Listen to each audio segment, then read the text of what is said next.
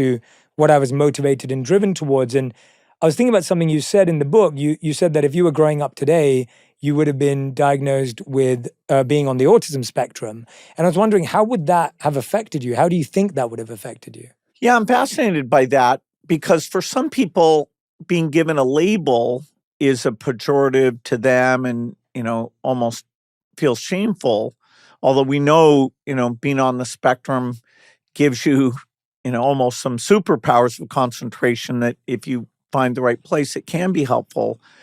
Other people, they're glad when they get that because then they say, oh, that's why, my social skills were slowed to develop. And, here's some strategies that people like me have used. I'm not alone in this. I fit into this, and it's actually a reasonably common thing.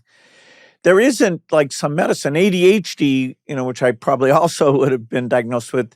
They do have the Focalin, Adderall, a variety of things they give kids for that. And I still wonder about that. I haven't chosen as an adult to get a diagnosis or use those medicines. I think eventually you learn to, adapt.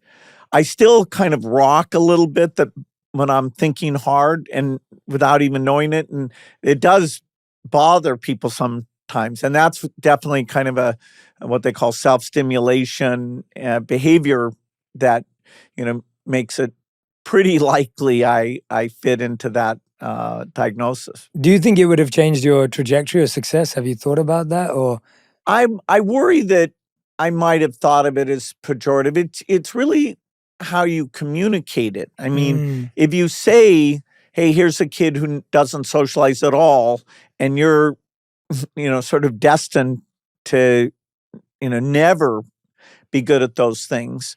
Obviously to create a company, hire people, motivate people, go out and, sell the dream of computing. I've had to, even though I'm not a natural, develop a lot of social behaviors. And it might have discouraged me unless it was done in a very tasteful way. I think of that Dr. Cressy experience where he didn't make me feel terrible while enlightening me that I was wasting my time as well as my parents' time. Yeah. Did you continue therapy after that or ever go Yes, therapy again? Most periods of my life, I found it useful to have a therapist where I'm talking to about, what's confusing or what's troubling. I think, I'm very lucky to have that. I think particularly if you have a life where some extreme things happen that, luck is a huge part of that to, keep you on the ground. A good therapist can play an invaluable role there. So yeah, I've benefited to this day from those kind of conversations. Yeah. Well, I was thinking about in the book, obviously you beautifully introduced us to Kent. And obviously the loss of Kent seems to be a place in your memory that's naturally so difficult and fuzzy. And you talk about in the book how you're not quite sure what your parents would have said and how it all felt. And I was just wondering if there were any, did you have support at that time through therapy and other ways to deal with that grief? No, and I've been looking recently at people like Anderson Cooper talking about, okay, how do you deal with grief? And, a lot of what they come up with is that if you can keep talking about the person and, what you got from them, you're kind of honoring them. Kent's parents obviously were the most affected by this because, they would never have this incredible son and, who would have no doubt gone off and done incredible things. And I remember spending time with them for like a year afterwards and then feeling a bit guilty that as I got busy, I didn't do that as much. In the book, I actually start out where I've seen Kent's father. I run into him right as I'm starting work on the book. And, we can talk about what a great influence he had on me. And, so I did think that was helpful. But boy, it took me a long time because death, it was just such a shocking thing. I had this idyllic childhood. Other than Kent's death, nothing at all traumatic, and we're talking all the time. A little bit, I reach out to Paul to kind of feel Paul Allen, who goes on to found Microsoft with me, to step in and, be that super close friend. But back then, the idea of how you dealt with trauma was mostly, hey, buck up, get on with things, which after a few months, I did. Yeah. And also at that time, you're talking about how he actually invited you on the trip he went to. And like you're talking just before he goes off, and then all of a sudden you're like, wait a minute, we used to talk every day, or, and that it can feel so disassociated from yourself in that moment, it feels like. How did you revisit that? Did you kind of turn towards working through the grief as you wrote the book? Did it feel like you were revisiting it because it was left definitely. behind? At that high school when I built a hall in his name, and gone out there and talked a little bit about the role that Kent played in my evolution. So some efforts to honor him. Sadly, Paul Allen, also the other key friend in this book, died, I think, about 6 years ago from cancer. And, he also was very key at getting me on the right path. And there wouldn't be, without those two friends, there really probably wouldn't be anything like Microsoft. Yeah, you talk about how Paul was setting you little challenges and would ask you to, try this or do that, and then you'd go ahead. And I was thinking how amazing to have a friend that can motivate and inspire you in that way. And then I was thinking about what you just said when I was reading the book, that it felt like you told so many stories of so many people in your life that are no longer here now. And so grief wasn't just about Ken or Paul. There's just so many individuals that you've had life with, that you're having to process that with. What has been helpful for you genuinely deeply inside that has led to some sort of helpful direction with that grief of writing a book about all these wonderful people that you've lost? Well, most of my life has been about looking forward. Yeah. And okay, let's get this innovation. Let's do it first. And, whether it's software or saving children's lives, which is the big foundation thing. And it is a little bit unnatural for me to look back, because you have to say, okay, how do I describe my relationship with my mom in an open, honest way, and yet honor her? How do I talk about Kent, where I don't know if he'd lived what would have happened, but probably something that he would have very much been a part of it. And so it's awkward to look back, because you have to deal with these things and talk about should have I have spent more time with his parents afterwards, because eventually I stopped doing that. But this year I turned 70. I mentally don't feel like I think of a 70-year-old, but it means I'm in the final third, no doubt, of what I've been very lucky to live. And so I really did force myself, saying, no, there's some lessons out of this, telling people how lucky I was, and maybe a few lessons for them as parents, or how they navigate success. And so once we got going on it, I've enjoyed it quite a bit. I have to say, when I'm reviewing it and editing it, I'm very slow, because I'm reliving these things. So it always takes me about 3 times longer to take some pages and edit than I predict. Or if it was something like about climate or pandemics, I'm pretty fast. There's no deep emotion that I have to relive as I'm editing something scientific. Yeah. What was your favorite part to relive, and what was the hardest part to relive? Well, everything about the fascination we had, and you're like, what? We see this thing. These computers are going to be amazing, but no one else is saying that, so we must be wrong. That's crazy. And that contradiction. So Paul, actually, I helped him get a job out in Boston so he could be out there and bugging me that, okay, should we go build a company? And then finally, when this Kit computer, which is so limited, but it's the beginning of the revolution. When that comes out, then, Paul's argument we should go and do something, he wins, because we don't want to be left behind. We want to be there from the very beginning. And then we meet a few people, although it was still a very small movement. We meet other people like Steve Wozniak, Steve Jobs, who also, have been infected with this idea of, okay, we're on to something that is going to be huge. That part, I mean, the research that you did to find in this book, every time I was reading, I was just like, how do you have so much detail? I was really blown away by the level of detail, both in the storytelling, every moment, but then even there's that note that you have that says Steve Jobs called, was rude. And I was just like, even just having that back then, I was laughing as I read it.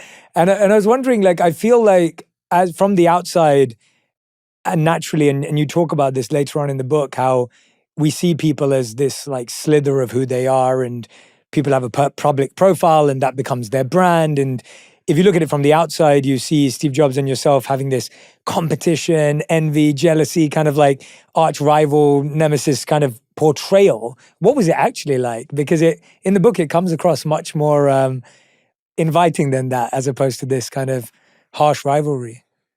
Well, I had a fantastic relationship with Steve. Early on, I got to do the basic, which they called AppleSoft, that went with every Apple II computer.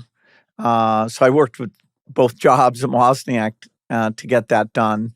Then later, as Steve has a kind of small group inside Apple doing the Macintosh, he invited Microsoft to write application software, a spreadsheet word processor for it. And so we actually had as many people as they did, and we worked very closely on that project. And he and I loved the fact that, that ended up being a key Apple product. Then he leaves Apple. I talked to him about Next, but I never thought that computer would do that well, so he was disappointed. But then when he goes back, and it's unbelievable what a great job he did, because Apple went from being on the way to dying to being the world's most valuable company. And Steve had really matured, and it was something. And we helped write software for that. Then later, when Steve is sick, we had about 5 different conversations where we got to talk about kids and, had computers done well, and, where he was pretty thoughtful.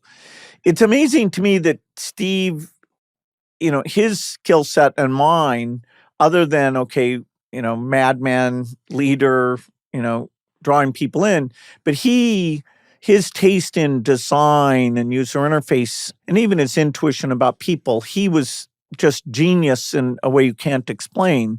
He didn't look at code and write code, whereas, my thing is, hey, I'm an engineer, here's the code, let's make it faster and smaller. So actually that allowed us to get along, because, what he was super good at, I was not good at. I envied those just incredible talents that he had. And in some ways, he's more singular.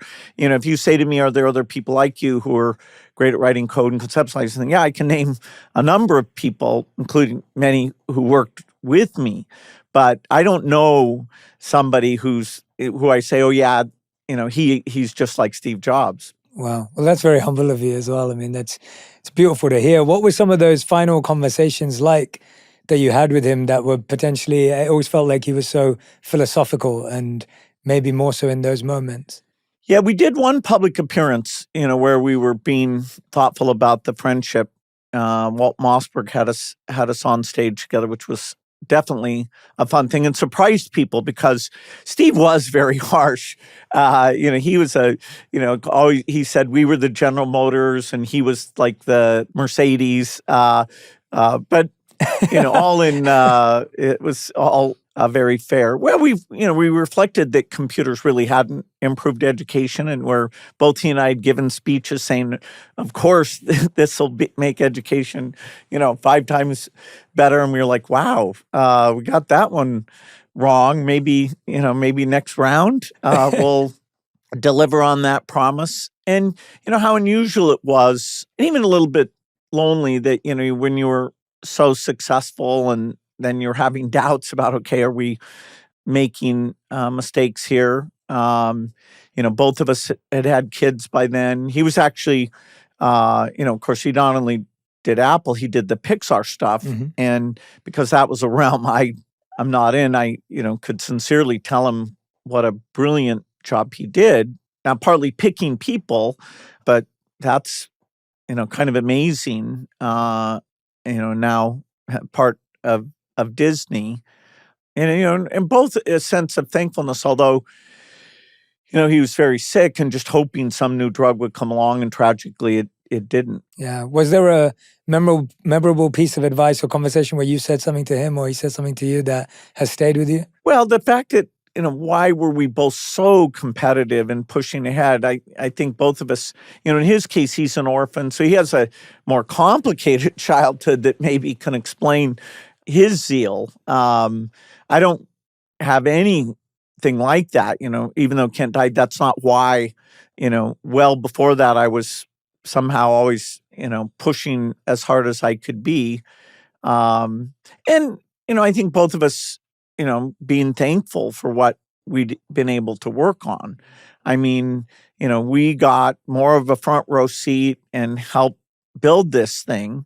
Steve never got around to doing philanthropy. Now his widow, Lorene, is doing great philanthropy. So, that's, I'm sure he'd be proud of that. But he didn't get to that stage, and I was just getting into that stage. So I shared with him a little bit about, wow, a lot of children die, and we don't do much to stop that. And that kind of intrigued him, but then he never got to pursue it. Yeah, you're reminding me of something I read in Bob Iger's book, where he was talking about how there was a time when Spielberg, George Lucas, they'd all sit together and then they'd watch each other's movies and give them feedback. And they all felt very confident doing that because they knew their strengths and their uniqueness were so diverse. And so they didn't feel threatened that, oh, well, Steven's going to steal my idea, or, George Lucas is going to steal my idea, because they felt so confident. And it sounds like even for yourself as competitors to talk, to have a relationship, does that still happen today? Do competitors talk? Do they pick up the phone to each other? Or was that very rare? Because it feels like, it feels definitely now so less. I have a good friendship both with Jeff Bezos and Mark Zuckerberg. Elon stands by himself. Maybe that drives everybody else together. I don't know. And over time, I think Elon, as he gets older, maybe he'll mellow out a little bit and, probably be an incredible philanthropist based on everything else that he's done. But yes, there is some good conversation. Larry Ellison is now in a phase where he's doing some excellent philanthropy, and we're all a bit more reflectful. I mean, hopefully by the time you get to 70, you've been hyper successful. You can, relax and let your guard down a little bit, and laugh about the things you got wrong. Yeah. What was some of the advice that you've given to Mark, or especially earlier on his journey, or even more recently? Yeah, well, Microsoft, the one big challenge we had is we were so successful by the late 90s that we got into antitrust difficulties. And in retrospect, we could have handled that better. And so I've been very open with Mark. I used to brag that I didn't have an office in DC, and I didn't, what a great country that I didn't have to talk to politicians. Well, that was a mistake. Now, you've got all of them going to the inauguration, and, so they're not making that mistake. Maybe they corrected too much in the other direction. Well, history will judge. So yeah, I'm, it's weird to be kind of an elder statesman. Satya, who runs Microsoft, has done such a brilliant job. And one of my great fears when I left Microsoft to go do philanthropy was how bad I would feel if it wasn't doing well. And so Steve Ballmer did a great job, and now Satya's with this AI generation. So that's another great blessing, is that not only the value of the stock, but also the fact I can just focus on, okay, what about polio and malaria? Knowing that they're taking the company to new heights. What a great blessing that's been for me. Yeah, it seems like, I love what you were just saying now, that maybe there'll be a time when Elon turns to philanthropy, and you talked about others, and it seems that that turning point for you is so key. And I feel like you were one of the first, not that it wasn't done before, but one of the first to do it in a really big way, to be able to move away from this big company that you founded, world changing, generation changing, and then turning to that. And that service element, to me, I was intrigued as to why do you believe that that's almost where every one of these people need to go? Like, why is it that you believe that turning to a life of service and giving back is core for Elon or whoever else it may be? Well, it's pretty insane. This is a world where somebody can have over $100 billion. I mean, that, what is that? And it's not, you don't want to just give that to children and create some dynasty. That's not even a favor to them. You want to give that back. So these are unprecedented fortunes. And if you're a great innovator and you know how to gather scientists together and think about problems, then there's some government is risk averse, and particularly poor countries don't have that capacity to think about eradicating malaria or solving malnutrition. There is something that philanthropy can have these outsized results in terms of lives saved, almost like a great startup does on the side of innovation. So getting those minds to turn those capacities to equity to the poorest, both inside the U.S. and outside the U.S., I feel that we've got the golden rule. We're supposed to care about people.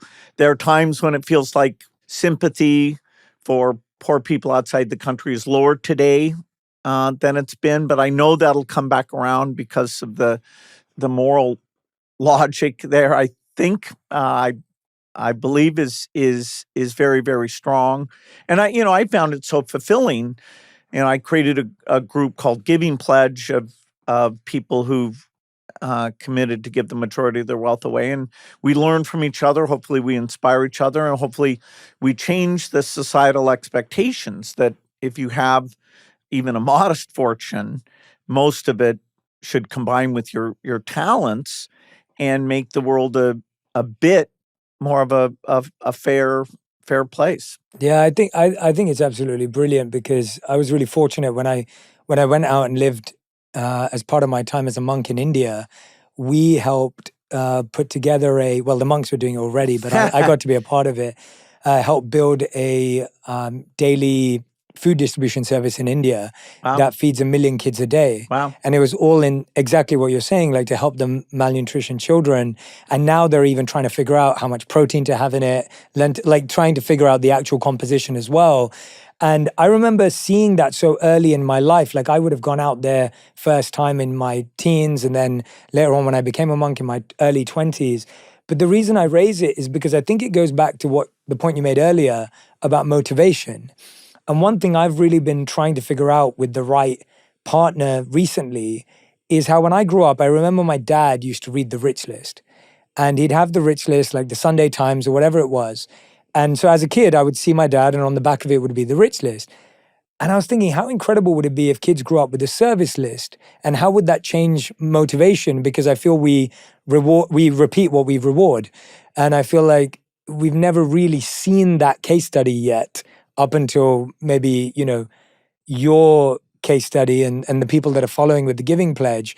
That service becomes a natural part of life at that scale. I think we see it in smaller communities. You see people with very little actually doing so much, but you don't necessarily see it at that level. And so I find that changing that drive and motivation early on, which it seems like your mother had for you, your impact of faith had in you, I think that could be huge.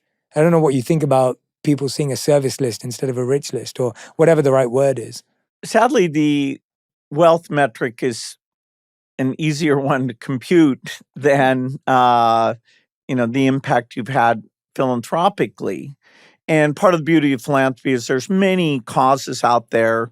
I've tried to think through, okay, since we know how to save lives for $1,000 per life saved, wow, we better use this money as absolutely best we can. And I do think we're going to see a rise in philanthropy. I mean, these fortunes are almost illegitimate unless they are in a very smart way given back. If it's consumption, if it's dynasty, I don't think society should feel that good about it. And, I sat down with Bernie Sanders and he said, no, he would outlaw billionaires. I think that's a mistake. I think allowing in America, in particular, wild innovation, wild risk taking is good. But then on the backside of that, there should be a strong expectation. And I think role models help a lot. Warren Buffett, in very different industry, very different skill set. He's always been a role model and was the one who even when I was still building the fortune said, okay, your mom is right, and here's some books you should read. Carnegie, Gospel of Wealth, the history of what Rockefeller did, because this will be an important, as important a measure of your impact as making the money. Yeah, I think that's such a brilliant lesson and wonderful one to pass on. What I think it was Trump who mentioned recently that you'd asked to see him to have a discussion. Did that meeting ever happen? Yeah, I had a very long and actually very impressive dinner in terms of he asked good questions. I talked about over 10 million people are alive because of U.S. generosity with HIV medicines, going back to President Bush in 2003. And, I encouraged him to keep that as a priority and to accelerate innovation. There's an idea that you might be able to cure AIDS that we're working on, and he could help accelerate that. I talked about polio eradication and how his leadership and the U.S. government resources are very important there. And, I'm sure everybody's trying to meet with him. The fact he gave me that long period of time was actually pretty thoughtful in his questions. Somebody may come along later and tell him to cut that money, but I make the argument as best I can that, the moral purpose of the U.S. and how we're thought of and, the fact that a cure is on its way, that's worthwhile. So this administration is in charge and, trying to help them, they're willing to cancel old things, some of which should maybe be canceled, some of which shouldn't, so they're, helping direct them so they'll use their open-mindedness to do different things and try and make that come out well. I think that's worth trying. Yeah. What do you see as the moral purpose of the United States in the way you mentioned it just now? Well, we've been the shining light of not only being a democracy ourselves and, having political opponents respect each other and work well together, but also, saying that even though we're in this very powerful position, we won't abuse that position. And okay, if we allowed ourselves, to let other people spend too little on some things, there's a balance there. But if you become too much of a bully and you're not keeping democracy, which requires reducing the polarization and bridging some of these divides, that's a little bit scary. Democracy is a fragile concept, and particularly at a time when AI is coming along, and the government will have to play a strong role in saying, okay, these jobs have been lost, but we're more productive overall, and therefore, here's how we help those people. How do we keep AI as a primarily beneficial thing versus a thing that bad people use and it messes up these job markets? That I expect the 2028 presidential debate, AI policies will be the most important thing. And I was a little bit surprised in this election that wasn't discussed hardly at all. Yeah, that's such a good point. I didn't actually think of that, but you're right. It didn't come up at all. Yeah, that's fascinating. How do you prepare for something like that? It would need to be surrounded by the right people and having the parties. Well, you've got to educate everyone. You can't count on the technologists to shape these things. Social networking, we're still arguing about what the policies should be. And, the fact that algorithms reward outrageous things that, even if they're not at all factual, and AI heightens